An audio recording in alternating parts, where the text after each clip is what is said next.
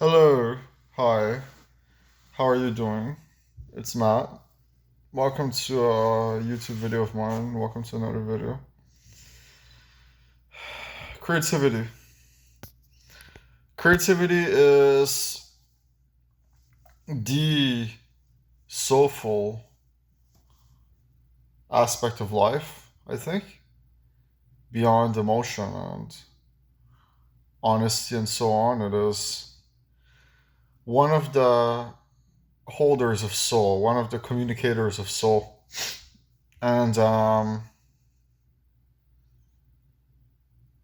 I've been doing a lot of thinking about what creativity, but in particular my creativity, really means. I have different ways of expression, different manners of expression. I have music, and I have speaking, such as this, and mostly this, completely this actually, YouTube video format,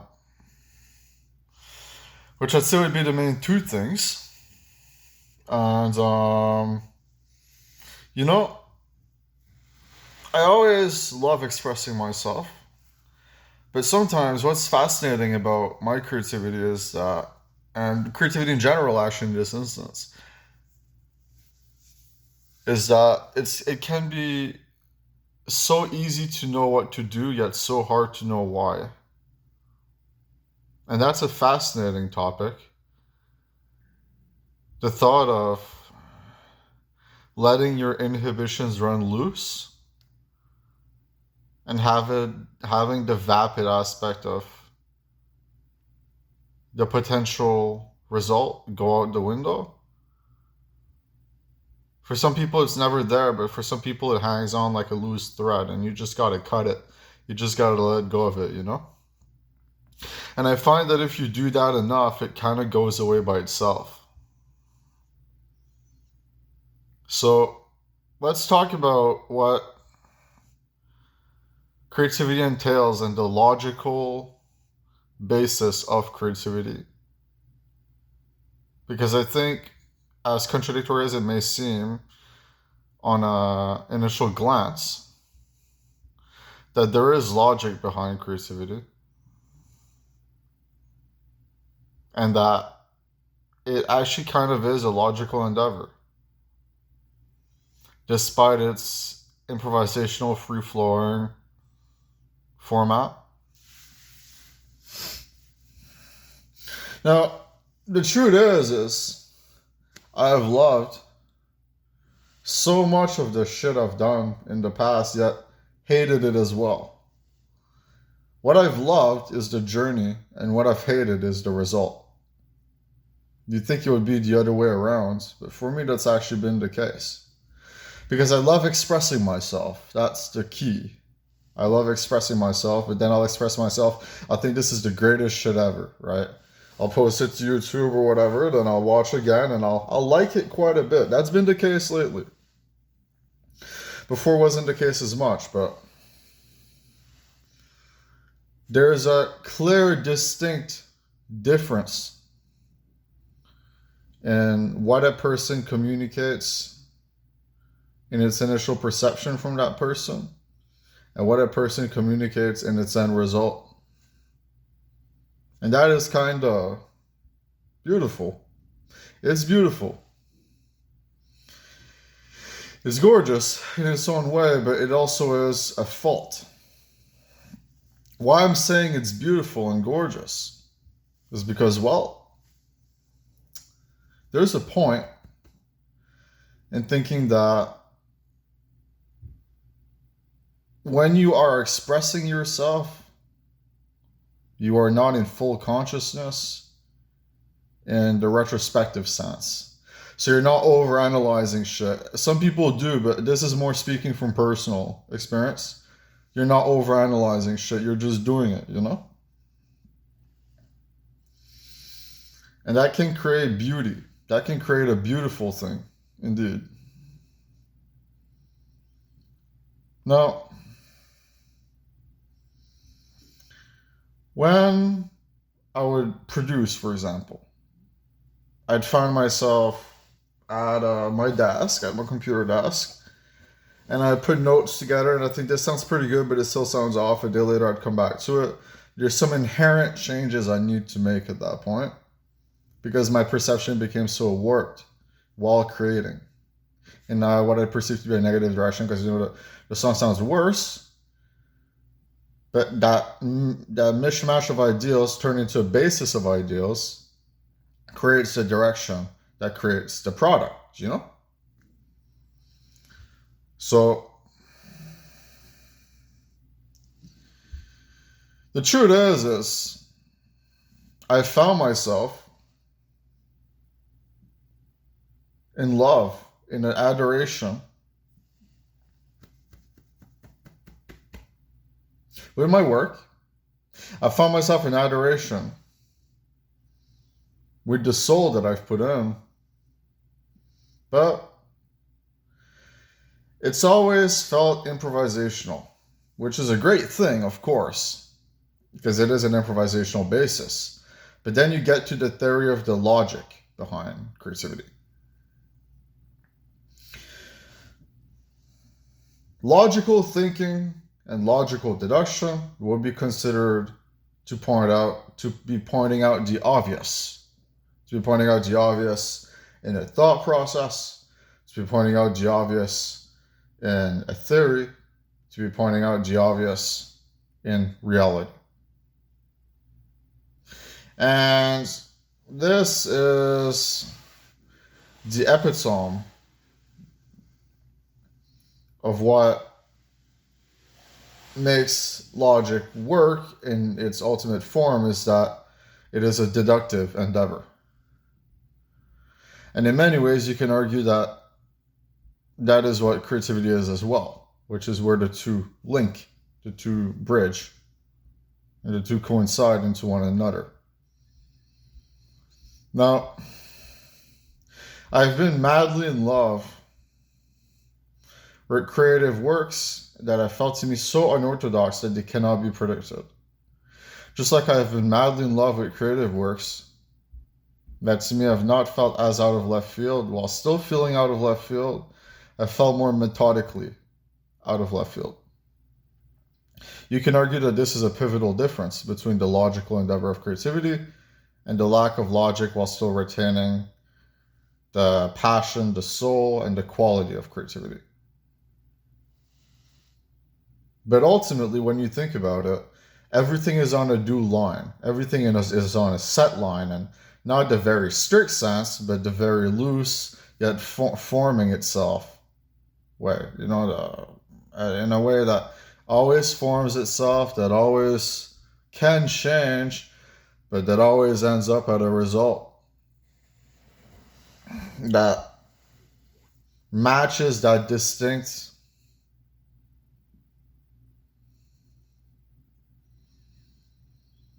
ideal, I guess.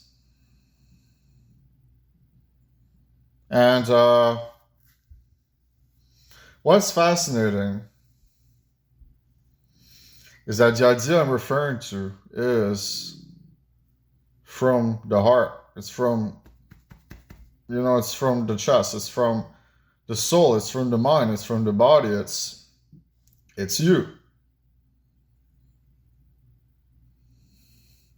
And that's what makes it brilliant, is that one person can form a message and can form a logical basis within a creative mind that then expresses that logical basis and forms a new straight line in reality, not necessarily of success, but just of cognition, of recognition of what it is to actually understand and what it is to know.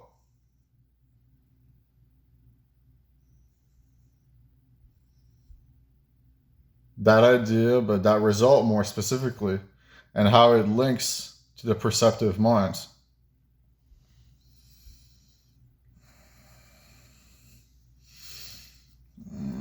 And the truth is that the main way to argue that creativity is a logical endeavor is to kind of fixate on what logic really means. Because as I've said, it's a deductive endeavor. Logic is, well, it's a fact in a way. Logic is facts. But it's a bit more than that. The logicality of creativity is its main root, its main drive, is its main heart. Because at the end of the day, while the improvisational aspect leads to the logical basis leads to its conclusion, leads to its result. Because as you shape a song, the song shapes itself. As you shape a film, the film shapes itself.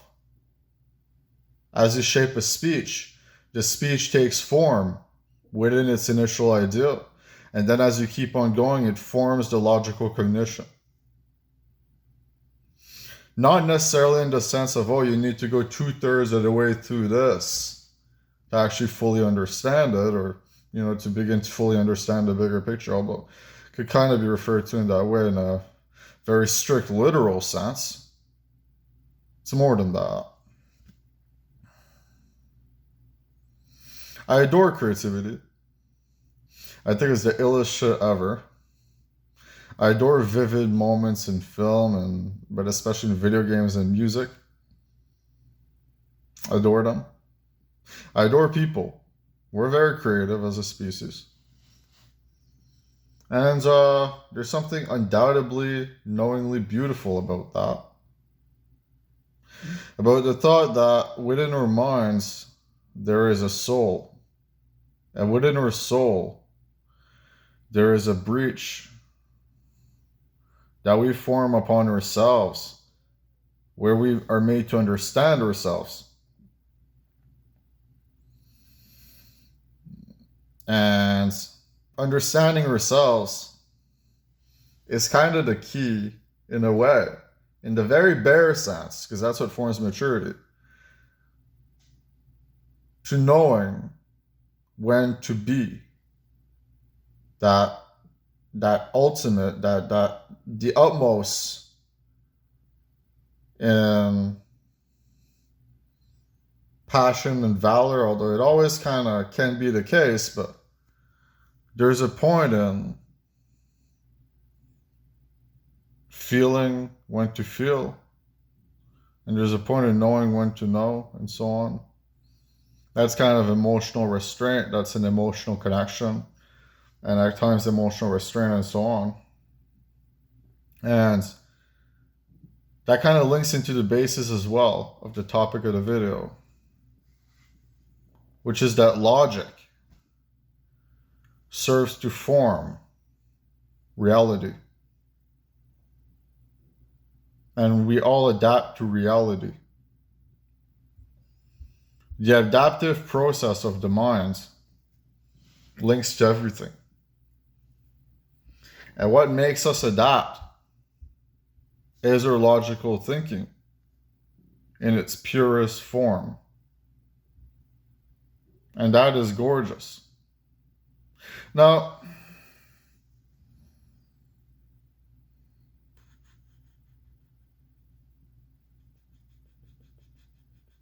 the truth is that I feel that we are a grouping of people, us 7.8 billion,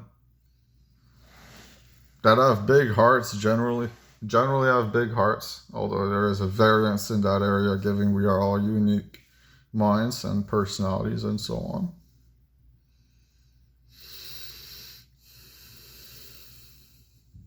And because of that, we connect to the creative drive that we have strictly on a standpoint of personal connection. But more than that, it's on a standpoint of that personal connection leading to revelations. It's on a standpoint of that personal connection leading to more so superficial enjoyment, But it's all within the same mindset of I understand this because it understands me. And that is logical. I think there's one more point I wanted to make. One more point. I thank you all. Sincerely love all of you. I adore all of you. And thank you for everything. Thank you for the viewership you've given me. And thank you for the love you might have felt during one of my videos, whether it be this one or another one. You are a wondrous, kind, amazing soul. And I am simply a piece of the puzzle, yet you are fixated on me. And that means something to me. It really does. It really does mean something significant to me, you know? It's beautiful. Life is beautiful and gorgeous and kind and caring and giving sometimes. Just like it can be mean and ill-intended and ill-willed and suffocating at times. The spontaneity in life does not hold a logical basis, but